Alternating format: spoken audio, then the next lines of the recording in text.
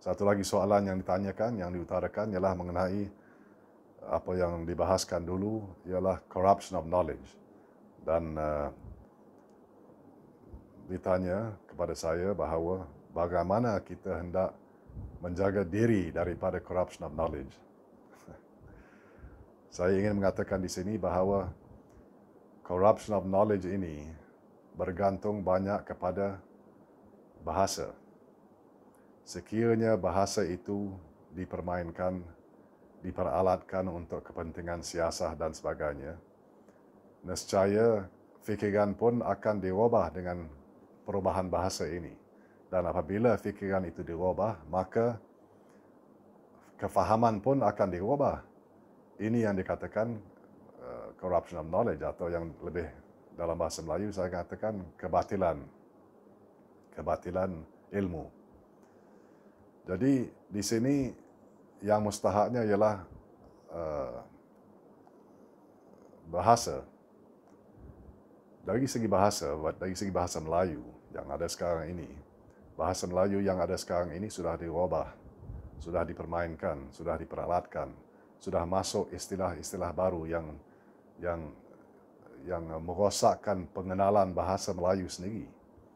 Jadi yang saya khawatir sekarang ini, sekiranya kita tidak meletakkan kembali bahasa Melayu kepada taraf yang betul, kepada tahapnya yang betul, kepada tempatnya yang betul, iaitu kita tidak bersifat adil kepada bahasa Melayu, maka golongan kaum Melayu pun akan bertukar fikiran. Dan bila bertukar fikiran, ianya akan menjadi lebih mirip kepada fikiran barat, fikiran sekularisme dan sebagainya.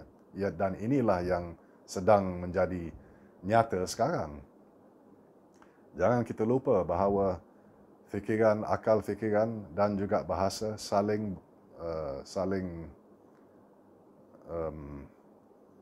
bergantung antara satu sama yang lain. Maknanya bahasa yang kita gunakan akan mencerminkan apa yang terkandung dalam akal fikiran kita. Dan apa-apa yang terkandung dalam akal fikiran kita pun mestilah diutuskan atau diketahui melalui bahasa yang betul dan tepat. Sekiranya bahasa itu tidak tepat atau tidak betul atau mencerminkan sesuatu falsafah yang tidak benar, maka ini menunjukkan bahawa akal fikiran kita pun sudah tidak benar, tidak betul, sudah bertukar. Ini sudah nyata sekarang ini. Saya pun terperanjat melihat dalam akhbar bahawa Dewan Bahasa telah mengutarakan sesuatu natijah bahawa sesiapa yang membatalkan bahasa Melayu atau merosakkan bahasa Melayu harus didenda. Tetapi apa yang Dewan Bahasa sedang buat? Apa yang mereka buat itu telah membatalkan ilmu juga, telah merosakkan bahasa Melayu juga, telah memasukkan istilah-istilah baru yang tidak mencerminkan budaya maupun agama maupun tradisi golongan kaum Melayu. Jadi siapa yang harus didenda? Dewan Bahasa yang harus didenda kerana merosakkan bahasa Melayu. Tengok apa yang berlaku sekarang ini. Yang merosakkan bahasa Melayu adalah pihak ahli siasah sendiri. Yang kononnya mereka lah yang lebih arif tentang bahasa Melayu. Lebih arif berkenaan bahasa Melayu, berkenaan dengan istilah-istilah bahasa Melayu yang harus dipergunakan. Ini semua ialah dakwah kerajaan semata-mata. Dakwah mereka yang mengatakan bahawa merekalah yang menjaga bahasa Melayu, merekalah yang menjagakan orang Melayu, merekalah yang menjaga agama Islam. Tetapi adakah ini benar? Sekiranya kita faham apa yang dikatakan tadi, bahawa apa yang terkandung dalam akal fikiran harus diketahui melalui bahasa yang tepat dan betul, supaya ianya membawa kepada faham yang bermakna. Tetapi yang ada sekarang ini, bahasa yang digunakan mencerminkan betapa rosaknya akal fikiran setengah-setengah golongan kita sekarang ini, yang cuba mengutarakan sesuatu faham yang tidak benar dan juga tidak membawa kepada faham yang bermakna. Ini sangat sedih.